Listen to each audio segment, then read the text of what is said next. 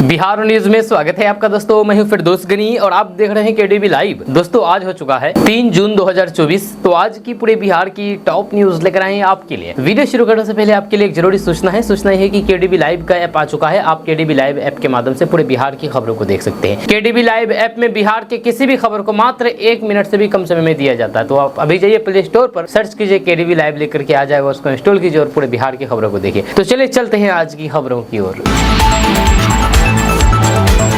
दोस्तों बिहार में रहने वाले लोगों के लिए एक बड़ी खबर सामने आ रही है। ताजा रिपोर्ट्स के मुताबिक बिहार के 14 जिलों में आंधी बारिश के आसार नजर आ रहे हैं। इसको लेकर के पटना में स्थित मौसम विभाग के द्वारा अलर्ट जारी किया गया है। जहां खबर के अनुसार मौसम विभाग ने बिहार के 14 जिलों में तेज बारिश के साथ 30 से 40 किलोमीटर प्रति घंटे की रफ्तार से हवा चलने की संभावना जताई है। इससे इन जिलों के तापमान में गिरावट आएगी। वहीं पर 5 जिलों में लू का अलर्ट जारी किया गया है। आपको बता दें कि मौसम विभाग ने किशनगंज, अररिया, कटिहार, मधेपुरा, पूर्णिया, सहरसा, सुपौल, दरभंगा, मधुबनी, समस्तीपुर, वैशाली, मुजफ्फरपुर, शिवहर और सीतामढ़ी में बारिश को लेकर के ऑरेंज अलर्ट जारी किया है। इन जिलों में आंधी भी आ सकती है। मौसम वैज्ञानिकों के माने तो बिहार के इन जिलों में कुछ स्थान पर हल्की तो फिर कुछ स्थान पर तेज बारिश हो सकती है। वहीं पर मानसून के बिहार में दस्तक देने से पहले अधिकतम तापमान में उतार चढ़ाव जारी रहेगा और फिर लोगों को गर्मी और उमस का सामना करना पड़ेगा। बिहार के मुजफ्फरपुर से एक ऐसी खबर सामने आई है जिसको जानकर के आप भी हैरान रह जाएंगे। दरअसल बिहार के मुजफ्फरपुर के एक बैंक के मैनेजर ने उसी बैंक में डाका डाला जिस बैंक में वो नौकरी करते थे। आपको बता दें कि अपने ही बैंक मैनेजर साहब ने 2 और स्टाफ के साथ मिलकर के चोरी की वारदात को अंजाम दिया है। अब पूरे मामले का घटना के महज 48 घंटे के अंदर ही सफलतापूर्वक उद्भेदन करते हुए मुजफ्फरपुर पुलिस ने चोरी किए गए रुपए के साथ बैंक के मैनेजर और फिर 2 स्टाफ को गिरफ्तार कर लिया है। आपको बता दें कि पूरा मामला मुजफ्फरपुर जिले के सकरा थाना क्षेत्र के सकरा बाजार स्थित सत्या माइक्रो फाइनेंस कंपनी का है, जहां पर 31 मई की देर रात अज्ञात चोरों के द्वारा बैंक में रखे गए तकरीबन 2,09,810 रुपए की चोरी चोरों के द्वारा कर लिया गया था। जिसके बाद बैंक कर्मी द्वारा पूरे मामले को लेकर के सकरा थाना में प्राथमिकी दर्ज कराई थी। जब वहीं पर प्राथमिकी दर्ज होने के बाद मामले की गंभीरता को देखते हुए सकरा थाना अध्यक्ष राजू कुमार पाल के नेतृत्व में एक विशेष टीम गठन किया गया था। जिसके बाद मामला उजागर हुआ और पता चला है कि इस बैंक के मैनेजर ने ही 2 और स्टाफ के साथ मिलकर के डाका डाला था और खुद पैसे की चोरी की थी।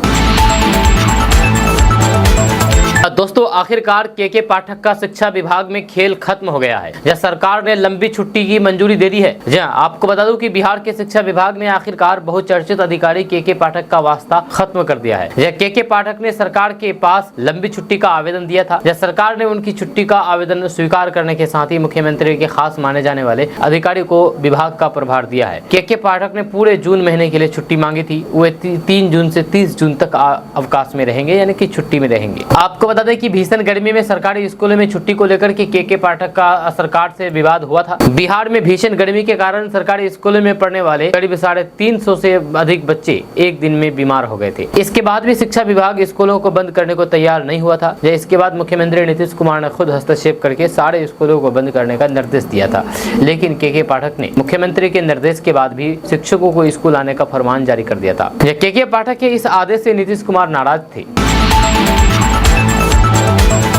4 जून को लोकसभा चुनाव के नतीजे सामने आने वाले हैं। तमाम एग्जिट पोल में देश में एक बार फिर से एनडीए की सरकार बनने के दावे किए जा रहे हैं। इसी बीच प्रधानमंत्री नरेंद्र मोदी ने बड़ी बैठक बुला ली है। नई सरकार के गठन से पहले 100 दिनों की समीक्षा के लिए एक विचार मंथन सत्र भी शामिल है। इसके साथ ही बैठक में पीएम मोदी ने पूर्वोत्तर के राज्यों में चक्रवाती तूफान रेमल के कारण हुए नुकसान और फिर तूफान के बाद पैदा हुई स्थिति की समीक्षा की। इसके बाद अगली बैठक में प्रधानमंत्री देश में लू और फिर हीट वेव की स्थिति पर भी चर्चा करेंगे। जानकारी के मुताबिक पीएम मोदी करीब 7 बैठकों की अध्यक्षता करेंगे। जब पहली बैठक में पीएम चक्रवाती तूफान रेमल के बाद स्थिति की समीक्षा करेंगे। इसके बाद प्रधानमंत्री नरेंद्र मोदी देश में हीट वेव और फिर लू की समीक्षा करेंगे।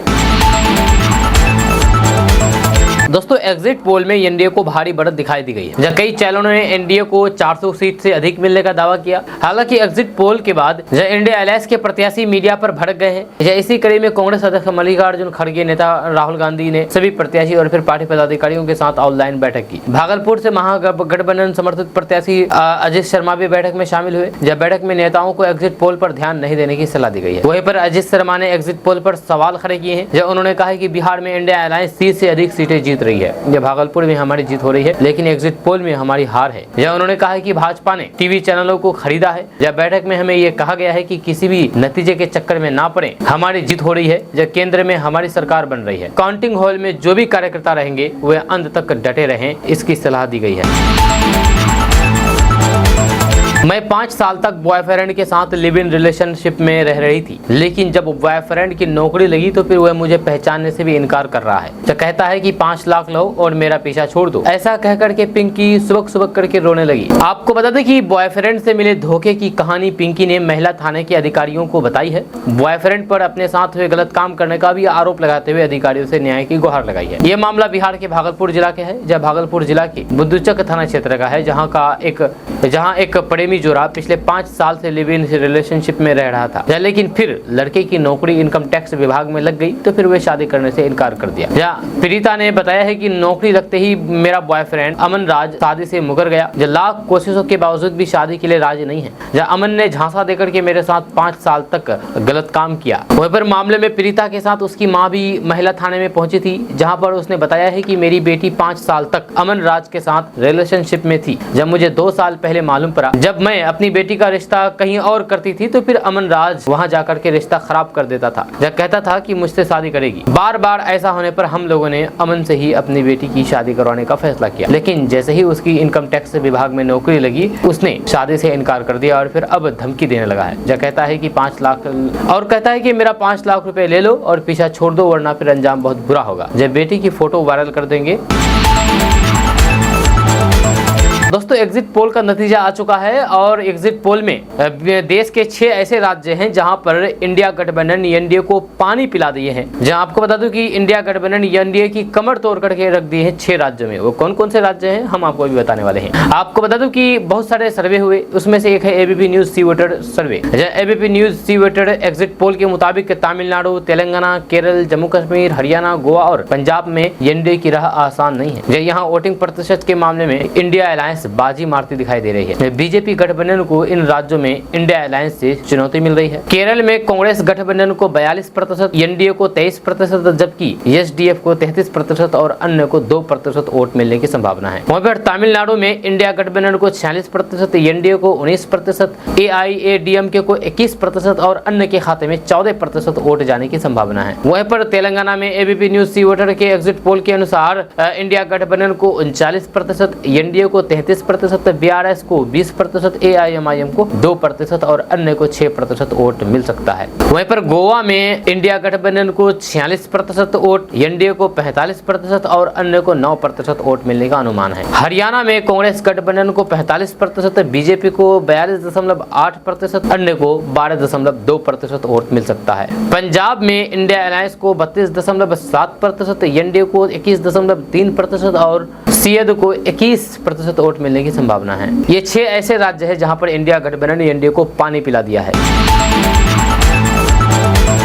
दोस्तों, एग्जिट पोल में भाजपा की जीत के आसार नजर आ रहे हैं, जिसे देखते हुए कई कांग्रेसी नेताओं ने इसे नरेंद्र मोदी का एग्जिट पोल बताया है। जी हां, आपको बता दूं कि एग्जिट पोल पर कांग्रेस नेता सुप्रिया सिनेट कहती हैं कि ये नरेंद्र मोदी के एग्जिट पोल हैं। जनता के एग्जिट पोल में इंडिया को 295 सीटें दी गई है और ये संख्या बढ़ती ही जाएगी। कांग्रेस ने दावा किया है कि विपक्षी दलों के गठबंधन इंडिया को बहुत बहुमत हासिल होगी। जब कांग्रेस नेता और पार्टी प्रवक्ता सुप्रिया सिनेट ने अपने सोशल मीडिया प्लेटफॉर्म एक्स पर यह दावा किया है कि विपक्षी दलों के गठबंधन की सरकार बनेगी, जहां उन्होंने लिखा कि जनता का एग्जिट पोल सच होगा, मोदी का सरकारी एग्जिट पोल झूठ है। अगर आप किसान हैं तो आपके लिए बड़ी खबर है, क्योंकि किसानों पर नीतीश सरकार मेहरबान हुआ है। जी हाँ, आपको बता दूं कि किसानों के लिए बहुत सारी ऐसी योजनाएं चलाई जाती है सरकार की तरफ से, जो बहुत से किसानों को नहीं मालूम होता है। अभी हम आपको एक ऐसी योजना के बारे में बताने वाले हैं कि इस योजना से बिहार के किसानों को 80% तक सामान खरीदने पर अनुदान मिलेगा। जी हाँ, अगर आप खेती करने के लिए कोई भी सामान खरीदते हैं तो उसमें 80% पैसा सरकार देगी, 20% पैसा आपको लगेगा। आपको बता दूं कि खेती में लागत कम करने एवं मुनाफा बढ़ाने के लिए कृषि विभाग खेती में कृषि यंत्रों के उपयोग उपयोग को बढ़ावा दे रही है। इसके लिए कृषि यंत्र की खरीद पर अनुदान भी दिया जा रहा है ताकि खेती में कृषि यंत्रों का उपयोग करके किसान अधिक समृद्ध हो सके। जब विभाग द्वारा कृषि यंत्रों की खरीद पर 40 से 80% तक का अनुदान दिया जा रहा है ताकि किसान कृषि यंत्रों का आसानी से खरीद कर सके। विभागीय रिपोर्ट्स के मुताबिक रोटरी मल्चर की खरीद पर सामान्य श्रेणी के किसानों के लिए 75% एवं अनुसूचित जाति एवं जनजाति के किसानों के लिए 80% तक अनुदान का लाभ प्रावधान किया गया है। इसी तरीके से सुपर रीडर का सामान्य श्रेणी के लिए किसानों को 75 एवं अनुसूचित जाति एवं जनजाति के किसानों के लिए 80% पैसा सरकार देगी। वहीं पर जीरो टिलेज की खरीद पर सामान्य श्रेणियों के किसानों को 75 एवं अनुसूचित श्रेणी और फिर जनजाति के किसानों को 80% सरकार पैसा देगी। वहीं पर ट्रैक्टर चालित रीपर की खरीद पर सामान्य श्रेणी के किसानों को 50% एवं अनुसूचित जाति एवं जनजाति के किसानों को 60% अनुदान का लाभ प्रावधान है। वहीं पर बरस कटर की खरीद पर सामान्य श्रेणी के किसानों को 40 एवं अनुसूचित श्रेणी और फिर जनजाति के किसानों को 50% पैसा सरकार देगी। वहीं पर पोटैटो प्लांटर की खरीद पर सामान्य श्रेणी के किसानों को 50 एवं अनुसूचित जाति और जनजाति की श्रेणी के किसानों को 60% का प्रावधान है। इसके अलावा स्वचालित पेडी ट्रांसप्लांटर की खरीद पर सामान्य श्रेणी के किसानों को 40 एवं अनुसूचित जाति और फिर जनजाति श्रेणी के किसानों को 50%, मखाना पंपिंग मशीन की खरीद पर सामान्य श्रेणी के किसानों को 70 एवं अनुसूचित जाति और फिर जनजाति के किसानों को 80% अनुदान देने का प्रावधान है। तो ऐसे में अगर आप किसान हैं तो आप इस चीज का फायदा ले सकते हैं। या खेती से जुड़ी भी जो भी सामान खरीदेंगे उस पर सरकार की तरफ से बहुत सारी सब्सिडी दी जा रही है। यानी कि अगर आप कोई भी सामान खरीदते हैं, यानी कि सरकार द्वारा जारी किए गए सब्सिडी लिस्ट के अनुसार अगर आप सामान खरीदते हैं तो आपको सब्सिडी के तौर पर 50% या फिर उससे भी ज्यादा सब्सिडी सरकार देगी। यानी कि आपको कुछ ही पैसे देने होंगे, ज्यादातर पैसे सरकार देगी।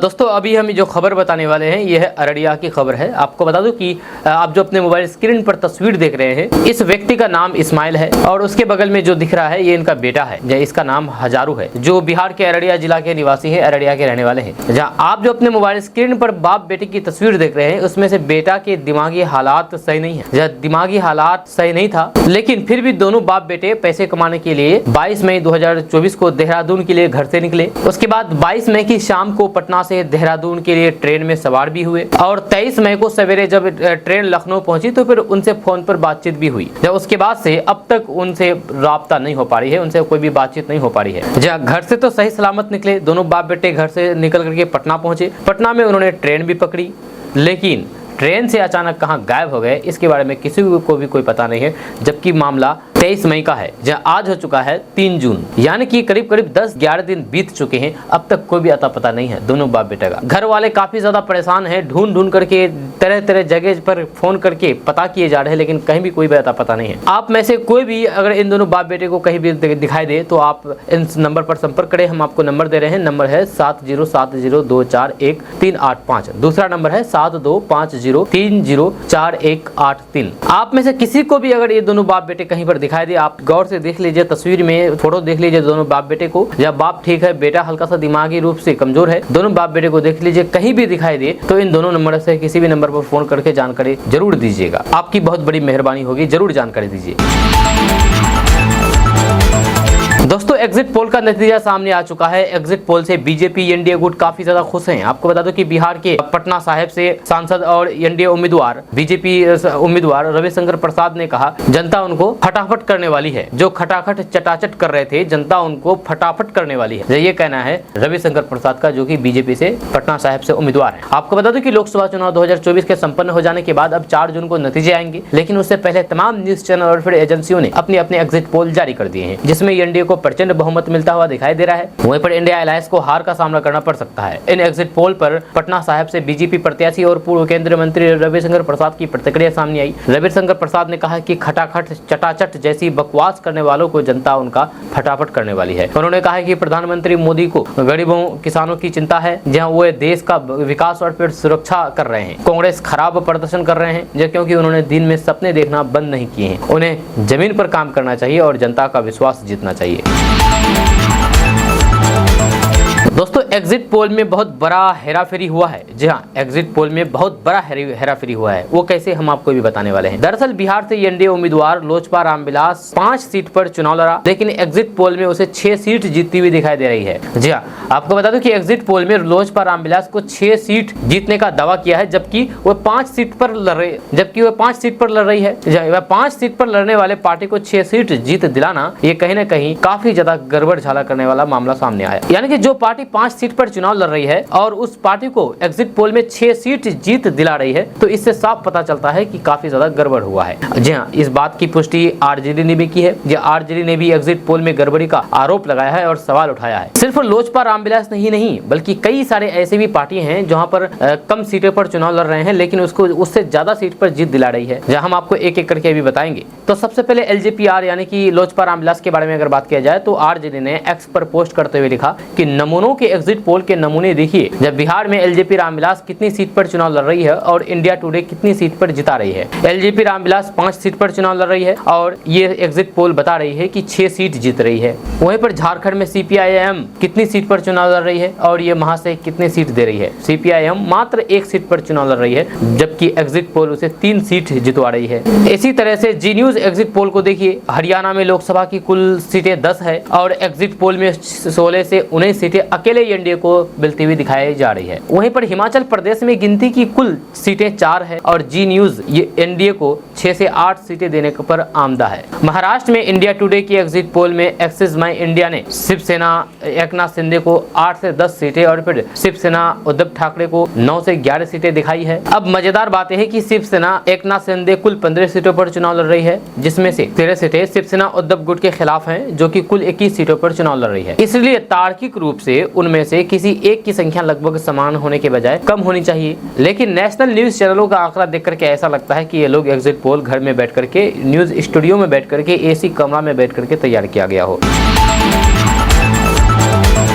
दोस्तों, बिहार को लेकर के लगभग सभी न्यूज एजेंसियों के एग्जिट पोल आ चुके हैं, जहां इस दफे एग्जिट पोल में एक बात सामने आई है कि बिहार में मोदी नीतीश की जोड़ी हिट साबित हुई है। एक बार फिर से एनडीए को 30 से ज्यादा सीटें मिलने का अनुमान है। वहीं पर अब सबसे बड़ा सवाल चिराग पासवान को लेकर के हो रहा है। आखिर 5 सीटों पर चुनाव लड़ने वाले चिराग पासवान की पार्टी का क्या हुआ। दरअसल लोकसभा चुनाव को लेकर के विभिन्न न्यूज एजेंसियों के एग्जिट पोल भी आए, हालांकि कई एग्जिट पोल ऐसे भी हैं जो बिहार में चिराग पासवान के लिए खुशखबरी लेकर के आए हैं। इंडिया टुडे एक्सिस माई इंडिया के सर्वे में एनडीए को 29 से 33 सीटें मिलती हुई दिखाई दे रही है, जब वहीं पर इस सर्वे में चिराग पासवान की पार्टी लोजपा रामविलास को सभी 5 सीटें मिलती हुई दिखाई दे रही है। जानकारी के लिए आपको बता दें कि इस सर्वे में चिराग पासवान की स्ट्राइक रेट 100% की है, जब उनकी पार्टी ने 5 सीटों पर चुनाव लड़ा और सर्वे में 5 सीट उनके खाते में जाती दिख रही है। अपने पिता रामविलास पासवान की लेगेसी को संभालने में वे कामयाब होते हुए नजर आ रहे हैं। चिराग पासवान सभी सीटों पर बहुमत में नजर आ रहा है। आपको बता दूं कि चिराग पासवान की पार्टी लोजपा रामविलास ने जमुई, हाजीपुर, खगड़िया, समस्तीपुर और वैशाली में अपने कैंडिडेट उतारे थे। इंडिया टुडे एक्सिस माई इंडिया के सर्वे के मुताबिक एनडीए को 29 से 33 और फिर आईएनडीआई को 7 से 10 सीटों का अनुमान किया गया है, जबकि सी वोटर के मुताबिक एनडीए को बिहार में 34 से 38 सीटें मिलती दिखाई दे रही है। वहीं पर इंडिया को 3 से 5 सीटें मिल रही है। दोस्तों, एग्जिट पोल को लेकर के नेता प्रतिपक्ष तेजस्वी यादव ने बड़ा बयान दिया है, जहां इसके साथ ही उन्होंने बताया है कि बिहार में कितनी सीटों की उम्मीद है। जहां उन्होंने कहा कि बिहार में इंडिया गठबंधन 20 से 25 सीटों से कम नहीं आएगी इंडिया गठबंधन की।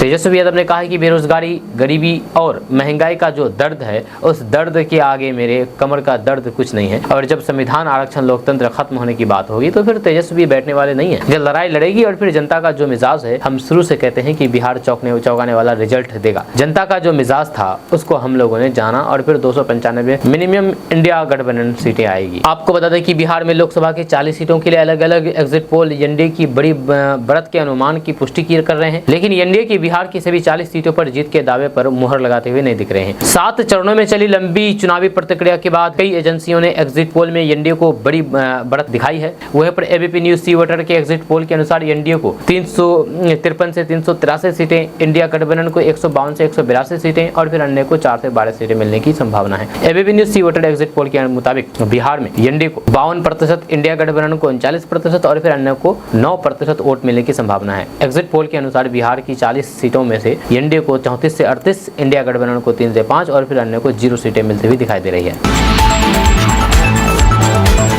दोस्तों, दोस्तों एग्जिट पोल के नतीजे सामने आने के बाद पूर्णिया से निर्दलीय चुनाव लड़े पप्पू यादव ने प्रियंका गांधी और राहुल गांधी को लेकर के बड़ी बात कह दी है। जब पप्पू यादव ने कहा है कि राहुल गांधी और प्रियंका गांधी बिहार में टिकट बंटवारा और फिर चुनाव प्रचार पर गंभीर होते तो फिर महागठबंधन को 25 से 30 सीटों लोकसभा सीटों पर जीत हासिल होती। पप्पू यादव ने पीएम नरेंद्र मोदी पर जुबानी हमला भी बोला। जब एक न्यूज चैनल से बातचीत करते हुए पप्पू यादव ने कहा कि नरेंद्र मोदी फिर से सत्ता में आ गए तो फिर पूरा देश मणिपुर बन जाएगा। पप्पू यादव ने एग्जिट पोल के आंकड़े को लेकर के सर्वे एजेंसियों पर सवाल उठाया है। उन्होंने कहा कि किसी भी कीमत पर बीजेपी को देश भर में 240 से ज्यादा सीटें नहीं मिलने जा रही है, लेकिन कोई भी चैनल 300 से कम सीटें नहीं दे रही है, जबकि पूरा एनडीए मिलकर के 272 के आंकड़े को पार कर जाए वही गनीमत है। पप्पू यादव ने दावा किया है कि एनडीए के भीतर इंटरनल कॉन्फ्लिक्ट भी बहुत ज्यादा है। उन्होंने अभी दावा किया है कि नरेंद्र मोदी किसी भी सूरत में इस बार प्रधानमंत्री नहीं बनेंगे। बिहार की 40 सीटों के चुनावी परिणाम के सवाल पर पप्पू यादव ने कहा कि प्रियंका गांधी और राहुल गांधी ने अधिक से अधिक बिहार में समय दिया होता तो फिर नतीजे कुछ और होता। जैसे यूपी में प्रियंका गांधी का अखिलेश यादव के साथ रोड शो हुआ और राहुल गांधी जी ने महाराष्ट्र में उद्धव ठाकरे के साथ मिलकर के लहर पैदा की, उतना बिहार में होता तो फिर नतीजा कुछ और होता। जब पप्पू यादव ने बिहार में टिकट बंटवारे पर भी सवाल उठाया है, कहा है कि प्रचार अभियान के साथ टिकट बंटवारे में कांग्रेस नेता गंभीरता के साथ ध्यान देते तो फिर महागठबंधन यहां 25 से 30 सीटों पर निश्चित रूप से जीत दर्ज करती।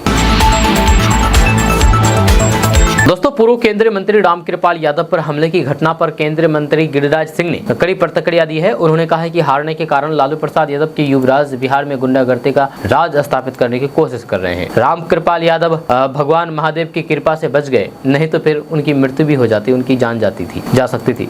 इस मायने में सरकार दोषियों पर सख्त से सख्त कार्रवाई करे। रामकृपाल यादव की सुरक्षा भी बढ़ानी चाहिए। गिरिराज सिंह ने कहा है कि सारण में भी राजद की गुंडागर्दी दिखी थी। पाटलिपुत्र में तो पूर्व केंद्रीय मंत्री और प्रत्याशी रामकृपाल यादव पर जानलेवा हमला किया गया, वहां कार्यकर्ताओं को पीटा और फिर घायल किया गया। यह मसूरी में लोग पहले से ही भयभीत थे कि राजद के लोग उत्पात मचाते हैं। दरअसल शनिवार की शाम रामकृपाल यादव पर मसूरी इलाके में फायरिंग हुई थी, जहां उसके ऊपर गोली चली थी और एक समर्थक का सिर फोड़ दिया गया था। तिनेड़ी गांव के पास एक मतदान केंद्र पर स्थापित विधायक रेखा देवी के जाने का आरोप लगाते हुए बीजेपी के समर्थकों ने जमकर के हंगामा किया था। उसके बाद आरोप है कि आरजेडी समर्थकों ने मुखिया रीना कुमारी के पति शशि शर्मा पर हमला कर दिया और फिर उनके साथ मारपीट की। बताया जाता है कि रामकृपाल यादव मुखिया के पति को देखने जा रहे थे, तभी उन पर यह हमला हुआ।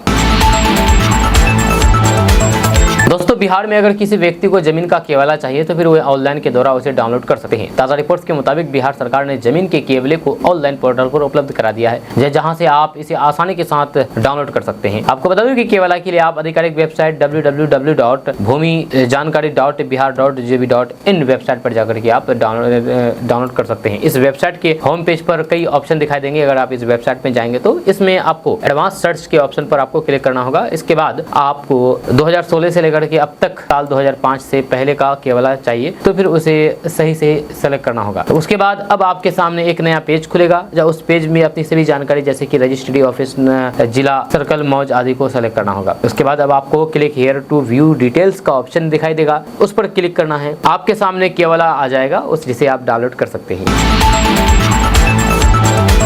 दोस्तों अगर आप मीट मछली नहीं खाते हैं तो उससे मिलने वाले जो प्रोटीन है, जो मिनरल है, जो भी विटामिन है वो आपको प्राप्त नहीं होती है। लेकिन हम आपको एक ऐसे फल के बारे में बताने वाले हैं, ऐसे फल के बारे में बताने वाले हैं जिसको आप खा करके उसमें से मिलने वाले सारे प्रोटीन, विटामिन, मिनरल को आप प्राप्त कर सकते हैं। वो कौन सा फल है हम आपको भी बताएंगे। आपको बता दूं कि सबसे पहले आपको बता दें कि शरीर के बेहतर कामकाज के लिए जरूरी रेड ब्लड सेल्स को बनाने, दिमाग को तेज करने तथा शरीर की हर जरूरत को पूरा करने की 5 देसी फल सबसे आगे है। इसके सेवन से शरीर को मांस मछली से भी ज्यादा विटामिन और फिर मिनरल्स मिलते हैं। इससे इंसान का शरीर सेहतमंद और रोग मुक्त रहता है। 4 ऐसी देसी फल के बारे में आपको बताने जा रहे हैं जो मांस मछली का बाप है। जी हाँ, आपको बता दूं कि सबसे पहले बात करेंगे देसी फल के बारे में तो लाल अमरूद। लाल अमरूद में विटामिन B12 से लेकर के vitamin C, vitamin A, vitamin K, folic acid, potassium, fibre समेत अन्य कई तरह के मिनरल्स और विटामिन पाए जाते हैं जो शरीर को स्वस्थ और सेहतमंद रखते हैं। वहीं पर दूसरे नंबर पर बात करेंगे कच्चा नारियल। जहाँ कच्चा नारियल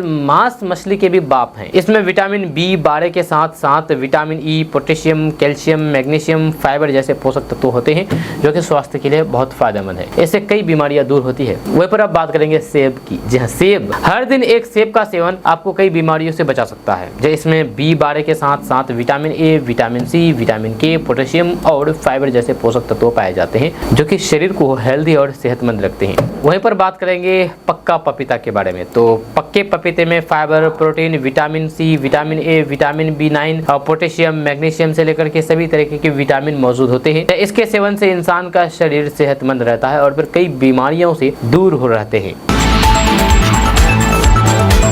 दोस्तों, बिहार शिक्षक भर्ती परीक्षा 3 की तारीख आ गई है। जी हाँ, 27 जून से 30 जून तक एक पाली में परीक्षा आयोजित की जाएगी। इसको लेकर के बीपीएससी ने सभी जिलों के डीएम को पत्र भेजा है। सभी जिलों के परीक्षा केंद्रों की सूची फाइनल करने का निर्देश दिया है। आयोग की ऑफिशियल वेबसाइट bpsc.bis.nrc.in पर बिहार शिक्षक भर्ती परीक्षा 2024 तीसरा चरण का परीक्षा कार्यक्रम फिलहाल घोषित करने में थोड़ा समय लग सकता है। दरअसल बिहार में शिक्षक भर्ती परीक्षा 3 की तारीख आ गई है, जब 27 जून से 30 जून तक एक पाली में परीक्षा आयोजित की जाएगी। इसको लेकर के बीपीएससी ने सभी जिलों के डीएम को पत्र भेजा है। इसके जरिए सभी जिलों को परीक्षा केंद्रों की सूची फाइनल करने के निर्देश दिए हैं। वर्ग 1 से 5, वर्ग 6 से 8, वर्ग 9 से 10 और फिर वर्ग 11 से 12 के लिए फिर से परीक्षा होगी। जब सभी डीएम से 6 जून तक परीक्षा केंद्र की सूची मांगी गई है। दोस्तों, केंद्रीय मंत्री और विवादित बयानों से चर्चा में रहने वाले गिरिराज सिंह ने कहा कि 4 तारीख को सारी बातें स्पष्ट हो जाएगी और विपक्ष की सारी खटाखट और फटाफट धरी की धरी रह जाएगी। आपको बता दूं कि कांग्रेस के 295 सीट से अधिक वाले बयान को लेकर गिरिराज सिंह ने थेटरोलॉजी करार देते हुए कहा कि आज सभी सर्वे एजेंसियां 400 के आसपास एनडीए की बढ़त को बता रही है। तो वहीं पर कांग्रेस इंडी गठबंधन थेटरोलॉजी से बाज नहीं आ रही है। उन्होंने कहा कि आज सभी एजेंसियों ने एनडीए गठबंधन को 400 के आसपास की बढ़त बताई है और ये सिर्फ मोदी की गारंटी का ही परिणाम है। गिरिराज सिंह ने कहा कि अगर देखा जाए तो फिर इस चुनाव में लगभग 8% महिलाओं ने अपना मताधिकार का प्रयोग किया और मोदी की गारंटी का ही परिणाम है कि आज महिलाओं का विश्वास नरेंद्र मोदी से जुड़ चुका है और अधिकांश महिलाओं ने अपने मताधिकार का प्रयोग नरेंद्र मोदी के पक्ष में किया है। आपको बता दें कि लोकसभा चुनाव 2024 का चुनाव संपन्न हो गया है और फिर अब 4 जून को लोकसभा चुनाव 2024 का रिजल्ट सामने आएगा। वहीं पर लोकसभा चुनाव के संपन्न होते ही एग्जिट पोल के आंकड़े भी लोगों के सामने आ गए हैं। जब बिहार की 40 लोकसभा सीटों पर अलग अलग एग्जिट पोल जारी किए गए हैं। अधिकांश एग्जिट पोल के आंकड़ों के अनुसार बिहार में एनडीए को 30 से 34 सीटें मिलती हुई दिखाई दे रही है। दोस्तों, पाटलिपुत्र क्षेत्र से भाजपा प्रत्याशी रामकृपाल यादव पर हुए हमले को लेकर के भाजपा भड़क गई है और राजद पर तीखा हमला बोला है। इसको लेकर के बिहार भाजपा के प्रदेश अध्यक्ष एवं उप मुख्यमंत्री सम्राट चौधरी और रामकृपाल यादव मीडिया के सामने आए हैं। इस दौरान सम्राट चौधरी ने 2 टूक अंदाज में कहा कि मैं चिंता के साथ सवाल पूछने आया हूँ। उन्होंने कहा कि पाटलिपुत्र और फिर सारण के चुनाव लगातार हिंसा के रूप में बदलते गए हैं, जब दोनों ही सीटों पर राजद प्रमुख लालू प्रसाद यादव की बेटी चुनाव लड़ रही है। सम्राट चौधरी ने साफ शब्दों में कहा कि इस मामले में जो भी लिप्त है, जो दोषी पाए जाएंगे वह नप जाएंगे। उन्होंने प्रेस कॉन्फ्रेंस के बाद सोशल मीडिया पर पोस्ट शेयर करते हुए लिखा है कि बिहार की हार की बौखलाहट से राजद के गुंडों ने रामकृपाल यादव जी के ऊपर पाटलिपुत्र में फायरिंग की। इसकी जांच के लिए हमने एसआईटी बना दी है और एक पर कठोरता पूर्वक कार्रवाई होगी। राजद फिर बिहार में गुंडा राज बहाल करना चाहती है। सम्राट चौधरी ने कहा कि लालू परिवार की तरफ से इस चुनावों को हिंसा में बदल दिया गया है। जहाँ लालू यादव और फिर उनका परिवार हिंसा के बल पर चुनाव जीतना चाहता है।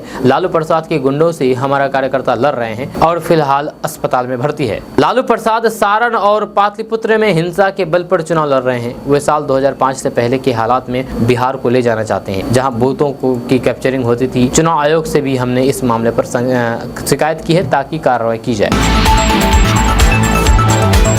दोस्तों, दिल्ली शराब घोटाला मामले में मनी लॉन्ड्रिंग मामले में गिरफ्तार मुख्यमंत्री अरविंद केजरीवाल ने तय समय पर तिहाड़ जेल में सरेंडर किया है। लोकसभा चुनाव में प्रचार करने के लिए सुप्रीम कोर्ट ने अरविंद केजरीवाल को 1 जून तक के लिए अंतरिम जमानत दी थी। जेल जाने से बचने के लिए अरविंद केजरीवाल ने सारे दांव पेच लगा दिए, लेकिन आखिरकार उन्हें वापस जेल जाना पड़ा। दरअसल मनी लॉन्ड्रिंग केस में गिरफ्तार सीएम अरविंद केजरीवाल को सुप्रीम कोर्ट ने चुनाव प्रचार करने के लिए 1 जून तक की अंतरिम जमानत दी थी। सुप्रीम कोर्ट ने अरविंद केजरीवाल को शर्तों के साथ अंतरिम जमानत देते हुए आदेश जारी किया था कि उन्हें 2 जून को हर हाल में जेल वापस जाकर के सरेंडर करना होगा। 21 दिन के बीच अरविंद केजरीवाल ने लोकसभा चुनाव को लेकर के दिल्ली से पंजाब तक प्रचार किया। दोस्तों, राजद कोटे से राज्यसभा सांसद मनोज झा ने प्रधानमंत्री मोदी पर बड़ा हमला बोला है। जहां वहीं पर उन्होंने एग्जिट पोल को मानने से साफ इनकार करते हुए 4 जून का इंतजार करने को कहा है। आपको बता दूं कि मनोज झा ने तेजस्वी यादव की तारीफ करते हुए कहा कि तेजस्वी ने पीएम मोदी के लिए मुश्किलें खड़ी कर दी है। मनोज झा ने प्रधानमंत्री नरेंद्र मोदी पर निशाना साधते हुए कहा कि अगर लोकसभा चुनाव के दौरान मुद्दे को लेकर के एक भी बात नहीं करने के बाद भी अगर वह प्रधानमंत्री बनते हैं तो फिर ये चिंता का विषय है। उन्होंने कहा कि मुझे चिंता होगी। आरजेडी सांसद मनोज झा ने कहा कि इस लोकसभा चुनाव चुनाव में प्रधानमंत्री नरेंद्र मोदी का बयान भैंस और मंगलसूत्र से शुरू हुआ, इसके बाद वह मुजरा तक पहुंच गया। वहीं पर इसके उलट तेजस्वी यादव ने रोजगार पर बात की, उन्होंने सामाजिक आर्थिक न्याय पर बात की। प्रधानमंत्री ने इन मुद्दों पर कुछ भी बात नहीं की। अगर इन सब के बाद भी नरेंद्र मोदी फिर से देश के अगले प्रधानमंत्री के रूप में चुने जाते हैं तो फिर मुझे चिंता होगी कि हमारे देश का लोकतंत्र उतना स्वस्थ नहीं है जितना हम सोचते हैं। मनोज झा ने एग्जिट पोल के ऊपर भी जोरदार हमला बोला है। उन्होंने कहा कि ये एक अद्भुत चीज है, सभी को पता है कि कई बार एग्जिट पोल फेल हुए हैं। आरजेडी सांसद मनोज झा ने आगे कहा कि इन एग्जिट पोल में बड़े लोगों के पैसे खर्च होते हैं। उन्होंने ये भी दावा किया है कि इसमें चैनल्स के साथ साथ पीएमओ की भी पैसे लगते हैं। इन लोगों द्वारा अपना खर्च उत्सव मनाने पर हमें कोई भी ऐतराज नहीं है, लेकिन एग्जिट पोल कैसे नाकाम होता है ये हमने बिहार में भी 2 बार देखा। असलियत जानने के लिए 4 जून का इंतजार करना चाहिए और एग्जिट पोल एक बार फिर से नाकाम होंगे।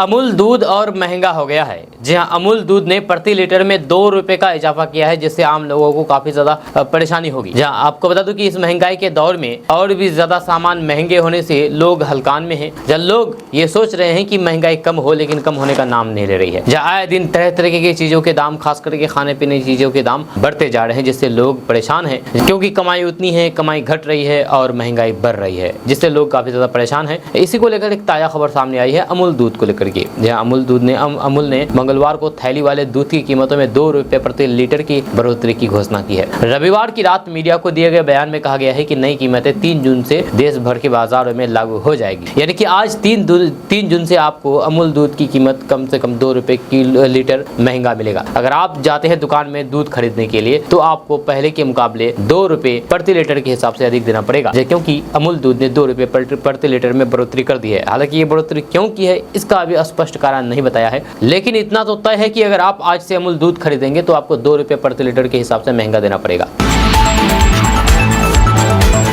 भाजपा को इतना बहुमत क्यों आ रही है, भाजपा को इतनी ज्यादा सीटें क्यों आ रही है, इसका जवाब दिया है बिहार भाजपा नेता रविशंकर प्रसाद ने। जहां आपको बता दूं कि भाजपा नेता रविशंकर प्रसाद ने एग्जिट पोल पर प्रतिक्रिया देते हुए कहा कि पीएम मोदी देश के किसानों के लिए, देश की सुरक्षा के लिए काम कर रहे हैं, दहशतगर्द के खिलाफ काम कर रहे हैं। जहां इन्हीं सबके काम के आधार पर उन्हें वोट मिले हैं। जहां सबसे अधिक वोट जम्मू कश्मीर से आर्टिकल 370 हटाने के लिए मिल रहे हैं। जहां पीएम मोदी की योजनाओं का लाभ गाँव में रह रहे लोग भी ले रहे हैं। मुझे लगता है कि देश की जनता को पीएम मोदी के साथ रहना चाहिए। रविशंकर प्रसाद ने कहा कि एग्जिट पोल ही एग्जैक्ट पोल है। देश की जनता प्रधानमंत्री नरेंद्र मोदी को निर्णायक बहुमत देने जा रही है। 1982 से यात्रा शुरू हुई, अब 400 पार जा रही है। जब पीएम मोदी कहते थे कि लोग उस पर व्यंग करते थे तो फिर वे अब समझें। विपक्षी नेताओं की ओर से एग्जिट पोल पर सवाल उठाए जाने पर प्रतिक्रिया देते हुए उन्होंने कहा कि विपक्ष को दिन में सपने देखना नहीं चाहिए।